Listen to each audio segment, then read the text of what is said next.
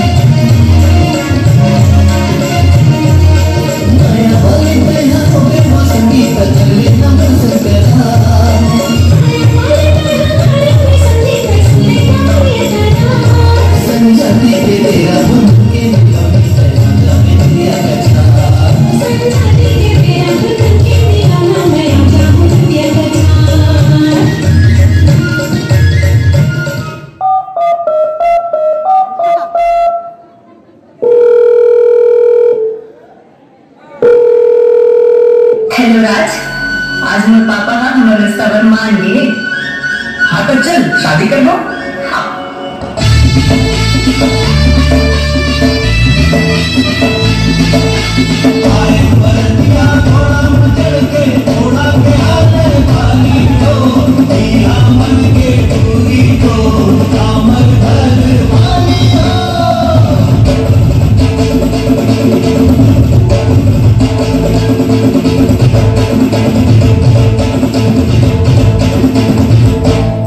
Toma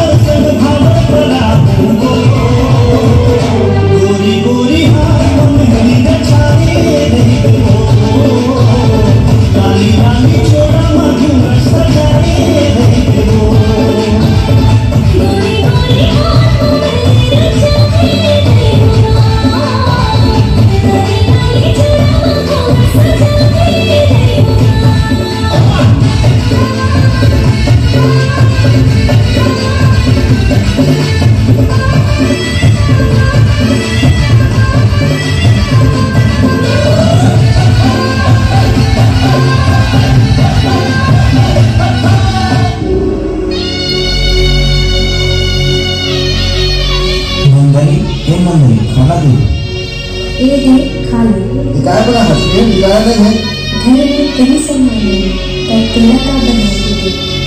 घर में जति सामान से तेला तो टेबल के बारे में गरस तब नहीं कमाई ला का बोलेस नहीं चाहिए जब प्रभाव का नाम चला दी वैसे भी प्रभाव हम यहाँ पर बड़ा कुटी कभी नहीं जब मान किला जब दहेज के लालच में से तब वैसे शादी कदर करस खोज नहीं रहते बने बड़े घर की बेटी ला आओ और दूसरा भी बात करते हैं हाँ जाकर ले खाबे और सो जाबे मैं सोआ थे सभी हमारे उसमें कुछ सोची लेकिन बदले दिया तो सब हम कर ही सके लेकिन मेरे बात को सकता हूँ ना आज तो लग शुक्र है वो जीने में तब तो बाप ने समझ ही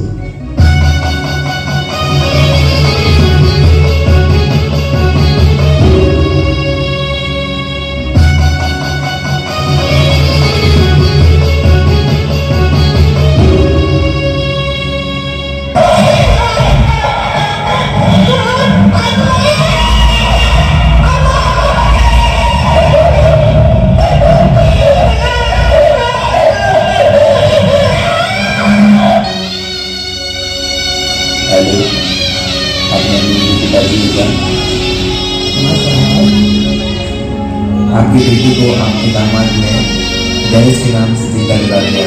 आप आ जाइए।